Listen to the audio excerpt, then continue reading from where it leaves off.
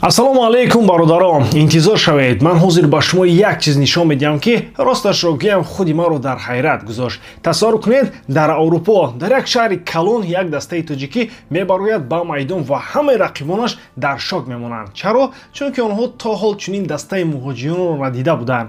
ҳамдигарфаҳмӣ, техникӣ, ғайрат ва аз ҳама муҳимаш ватандӯстӣ. Ягон клуби муваққатӣ не барои як-ду бозӣ, барои оянда, барои насли нав, барои номи Тоҷик. Мо дар ин видео оид ба дастаҳои нави тоҷикӣ ки дар Аврупо аз тарафи муҳоҷирон ташкил шуданд суҳбат мекунем. Гап на танҳо дар як клуб, гап дар як ҳаракат аст. Ҳаракате ки барои тоҷикон дар хориҷи кишвар умед медиҳад. Ин лоиҳаҳоро ки ташкил кард, барои чӣ ва ба куҷо меравад ин роҳ? Ҳозир ҳамаашонро нишон медиҳем. Шумо бо ман монед, мо шурӯъ мекунем. Аз шумо исти ҳар вақта лайк ва дар канал обуна шудан, аз он бошад ҳар рӯз видеои нав баровардан. Акнун дар ягон ҷо ба азур шунед, мо бошем сар мекунем. Дӯстон, ба наздикӣ ҷоми ҷаҳон байни клубҳо оғоз мешавад ва шумо метавонед ин рақобатҳоро бо 1х ҷолибтар гардонед, зеро дар он ҷо коэффициентҳои баланд ва бонусҳои гуногун шуморо интизор аст. Ҳамчунин нафароне ки то ҳол регистратсия накарданд метавонанд бо промои мо MG07 дар аввалин пардохти худ то ҳаҷми 8000 сомонӣ бонус ба даст оранд. ссилкаи бозӣ дар комментарияи ин видео. Имкониятро аз даст надиҳед. Дӯстон, мехоҳам шуморо бо як дастаи футболи тоҷикон бо номи Наврасон ки дар шаҳри Челябинск бозӣ мекунад шинос кунам ки онҳо ба финали ҷоми Челябинск баромаданд. Дар финал дастаи Наврасон муқобили дастаи Восход бозӣ кард. Гарчанде бозингарони мо аз ҳарифонашон ягон чиз кам надоштанд, бозиро бо ҳисоби 3-4 бохтанд. Аммо ин танҳо як бозии финал набуд. Ин буд намоиши рӯҳияи ҷонфидоӣ ва иродаи тоҷикон дар дурӣ аз ватан. Медонед, дастаи Наврасонро ду нафар Умар Ҷунайдов ва Муҳаммадрофеъ Азимов асос гузоштанд. Онҳо ин дастаро бо сармояи шахсии худ бе ягон кӯмак ва сарпарастӣ таъсис доданд. Ҳамагӣ ду нафар, ду муҳоҷири меҳнатӣ мисли садҳо тоҷикони дигар рӯзона кор мекунанд ва шабона футболбозӣ мекунанд. Имрӯз Наврасон дар Лигаи Челябинск ки дар он 14 даста иштирок мекунад бозӣ мекунанд. Онҳо аллакай 8 бозӣ анҷом доданд ва аз ин 8 бозӣ ҳеҷ мағлубият надоранд. Як бозии мусовӣ доштанд, аммо шикаст не. Ҳоло даста дар зинаи чорум қарор дорад ва дар як мавсим 26 бозӣ мегузаронанд. Дар ин лига қариб ҳамаи дастаҳо сарпараст доранд. Барои онҳо ҳамаи шароит муайён аст: тамрин, маблағ, ҳавасмандкунӣ.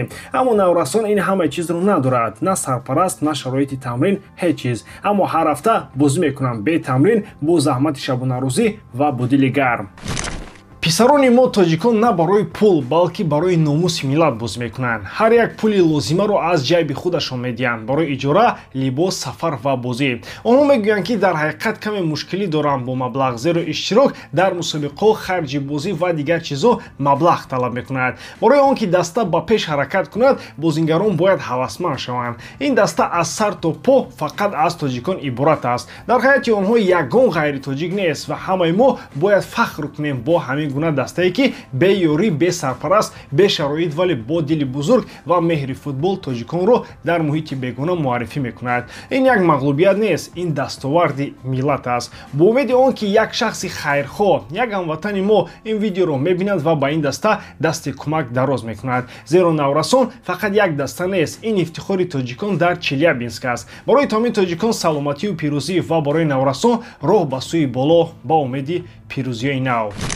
дар бораи як дигар дастаи тоҷикӣ ки дар Аврупо фаъолият мекунад. Соли 2024 дар шаҳри Дормунди Олмон як гурӯҳи ҷавонони тоҷик бо орзуи футбол ва бо муҳаббат ба ватан як дастаи футбол таъсис доданд. номи даста Таҷ Спорт НРВ. Аз аввал мақсад равшан буд: ҷамъ кардани тоҷикон ки дар Олмон зиндагӣ мекунанд ва сохтани як комбинатори ҳақиқии футболи мо дар муҳоҷират. сезони аввал ростӣ гӯем осон нагузашт. Дар Лигаи ҳаваскорони Олмон иштирок карданд, вале натиҷаҳо беҳтарин набуданд. Сабабашам маълум, даста нав буд, бозингарон кам, таҷриба ҳанӯз ҷамъ нашуда буд. Аммо ҳатто дар чунин шароит даста худро ба охири мавсим кашид ва ҷои 13-умро ишғол кард. Барои шурӯъкунанда ин худ як дастоварде буд. Лекин ҳоло дигар тамоман дигар вазъият. Даста рушд карда истодааст. Аллакай ду тими пурқувват ташкил шудааст: Таҷ Спорт НРВ 1 ва Таҷ Спорт НРВ 2. ин маънои онро дорад ки аз мавсими нав онҳо бо ду даста дар чемпионати Олмон ширкат мекунанд ва на танҳо калонсолон. Аз соли 2024 боз як қадами калонтар гирифтанд: таъсиси академия барои кӯдакон ва Наврасон. Айни ҳол гурӯҳҳои зерин омода шуданд: 11 то 19 сола, то 17 сола, 15, 13, 11, 9 ва то 7 сола. ин гурӯҳҳо аз моҳи август расман ба бозиҳо шурӯъ мекунанд. Яъне ҳоло мо дар Олмон як клуб дорем, ки на танҳо футболбозони бузургсолро ҷамъ кардааст, балки барои фарзандони муҳоҷирони тоҷик ҳам шароит муҳайё мекунад. Ва аз ҳама муҳим майдони худӣ. Бале, худи майдони бозӣ. Мақомоти шаҳри Дормунд майдони бозиро дар ихтиёри даста гузоштаанд. Дар Олмон агар клуб расман ба қайд гирифта шавад, имкони гирифтани майдон ройгон аст ва ин имконро онҳо истифода бурданд. ҳоло дар як ҳафта 2 маротиба тамрин доранд. Корҳо ташкил ёфта аст. Шеваи кор касбӣ ва муҳити даста поку самимӣ. Ба гуфтаи муассисон мақсад равшан аст: сохтани клуби воқеии тоҷикон дар Олмон, додани имконият ба ҷавонон, кӯдакон ва муҳоҷирон ва дар оянда бозии даста дар зинаҳои баландтар, ҳатто дар сатҳи касбӣ. Интизор шавед, Таҷ Спорт Энерве ҳоло дар оғози роҳи бузург қарор дорад. Барои дастгирии ин даста шумо танҳо метавонед ба инстаграми онҳо даромада обуна шавед ва бигзор тамоми Аврупо донад, ки тоҷикон низ футбол бозӣ карда метавонанд. Дастгирии шумо пешравии ин дастаҳои тоҷик чи дар Россия ва чи дар Олмон. Танҳо якҷо мо метавонем ин дастаҳоро ба қуллаҳои баланд бирасонем. Ба ҳамин тамом бо шумо буд ман Муҳаммад Гаиров. Хай бародарон, дар паноҳи Аллоҳ.